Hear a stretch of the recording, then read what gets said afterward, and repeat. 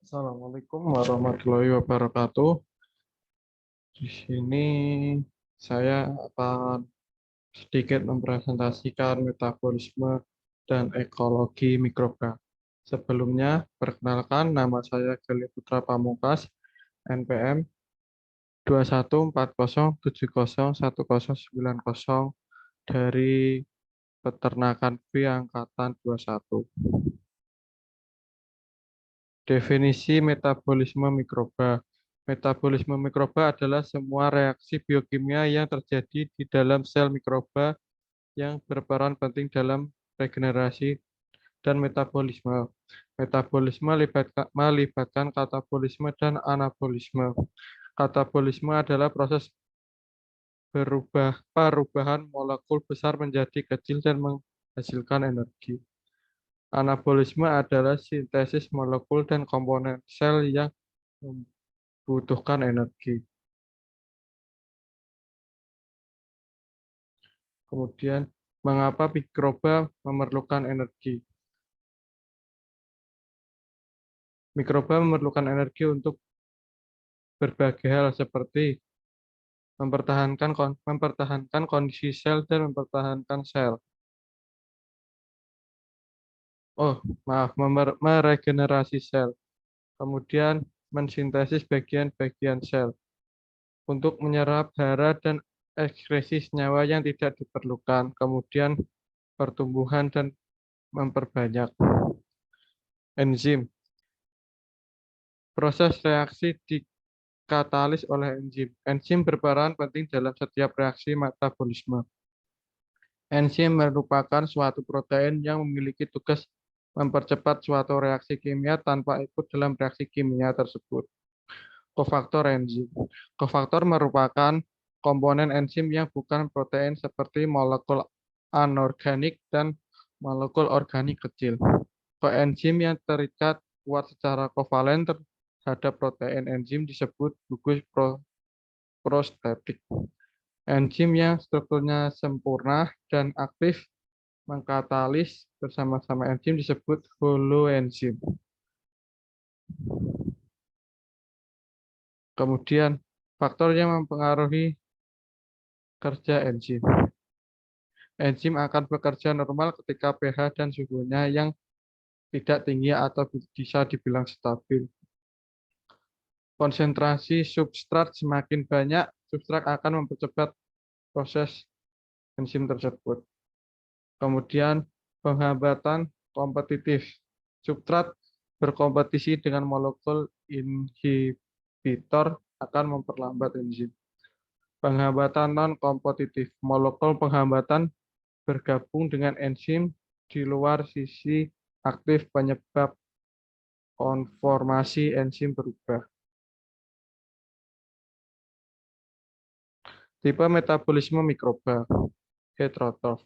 Jamur dan bakteri tertentu mendapatkan energi dari oksidasi senyawa organik.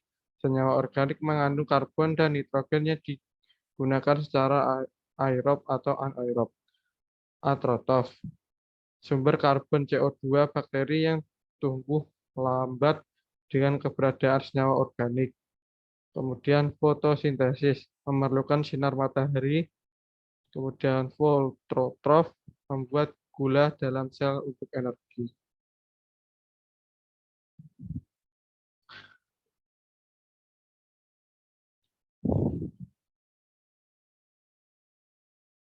Kemudian metabolisme karbohidrat. 1.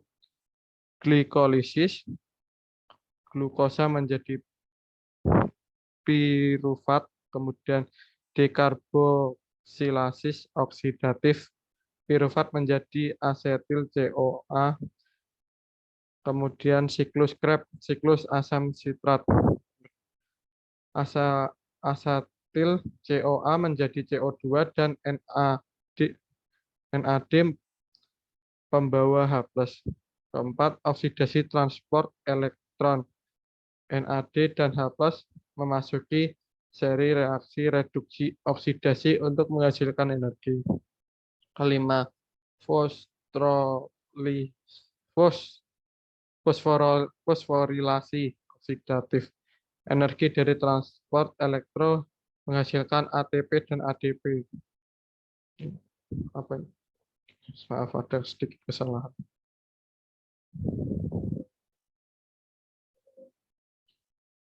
Glikolisis, degradasi glukosa menjadi pirufat. Lintas fruktos bipohat aldoles yang lebih dikenal sebagai lintas MD Maillard Parnas atau EMP. Lintas heksos monfosfat HMP. Lintas oksidatif pentose fosfat atau PP. Lintas enter Deudorff atau ED. Lintas EMP, HMP, dan PP pada proyek eurektik jamur dalam kurung jamur alga protozoa dan proyektik atau bakteri. Lintas ED hanya pada beberapa bakteri aerob obligat. Metabolisme protein. Bakteri ragi dan kapang memerlukan senyawa nitrogen dalam bentuk asam amino serta asam nukleat purin dan pirimidin. Mikroba lainnya dapat menggunakan amonia atau nitrat untuk mensintesis senyawa nitrogen organik. Beberapa bakteri memfiksasi N2 menjadi amonia. Asimilasi amonia L, kemudian dikurangi glutamat, ditambah NH4+, ditambah ATP, kemudian L dikurangi glutamin, ditambah ADP plus PI.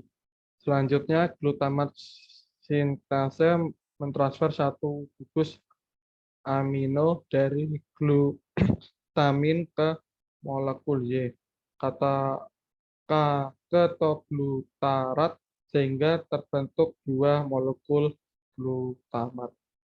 Metabolisme lemak.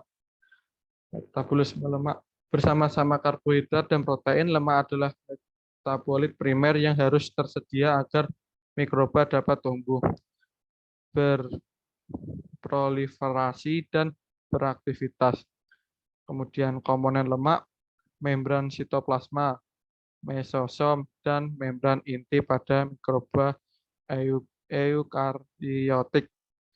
Glikosidiglyceridase dan hipoteikoid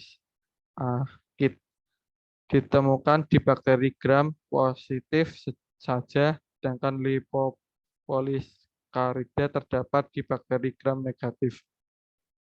Lipid juga didegradasi untuk mendapatkan energi. Kemudian lipid lebih banyak menghasilkan energi daripada glukosa. Total energi yang dihasilkan dari pemecahan asam lemak dapat mencapai 49,3 ATP, sedangkan dari glukosa adalah maksimal 41 ATP. Karakteristik dalam interaksi mikroba. Kemampuan tumbuh mikroba sesuai dengan kondisi lingkungan yang mendukung pertumbuhan. Beberapa mikroba dapat tumbuh pada inang juga mampu hidup bebas di lingkungan. Dalam banyak kasus, kondisi fisiologi yang ditumbuhkan pada dua keadaan ini sangat berbeda. Mikroba harus mempunyai cara untuk mendeteksi apakah bisa berinteraksi dengan inang. Kemudian mikroba harus bereaksi terhadap keberadaan atau ketiadaan inang melalui perubahan dari ekspresi gen tertentu. Kemudian interaksi mikroba dengan akar tanaman. Akar tanaman secara langsung berinteraksi dengan mikroorganisme di dalam tanah. Kemudian interaksi ini ada yang menguntungkan dan ada juga yang merugikan. Kemudian interaksi yang menguntungkan dapat bermanfaat sebagai biofertilizer.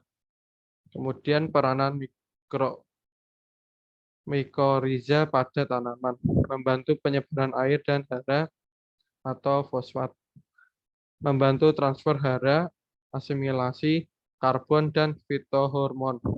Kemudian membantu pertumbuhan awal bibit. Yang terakhir meningkatkan daya hidup transplantasi dan kualitas bibit. Bibit lima.